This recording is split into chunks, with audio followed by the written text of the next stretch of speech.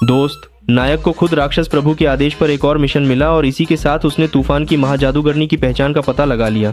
इस मिशन के लिए नायक को अपने साथ किसी जादू अनुसंधानकर्ता की जरूरत थी, तो राक्षस प्रभु ने यह एहसान किया और नायक के लिए एक जादू अनुसंधानकर्ता नियुक्त कर दिया। यह अनुसंधानकर्ता असल में तूफान की महाजादूगरनी ही थी। फिर नायक उसके कमरे में गया, लेकिन वहाँ केवल उसकी सहायक ही मौजूद थी। हालांकि उसकी सहायक ने कहा कि वह इस समय वहाँ नहीं है और नायक को किसी और समय वापस आना चाहिए, लेकिन नायक इतना बल्कि बहुत ज्यादा जिद्दी था कि उसने उसे अंदर जाने दिया और अंदर पहुंचते ही नायक ने मौका नहीं गंवाया और तुरंत कह दिया कि उसने उसका राज जान लिया है। फिर नायक ने 3 कारण बताए जिनकी वजह से वह उसका राज जान सका।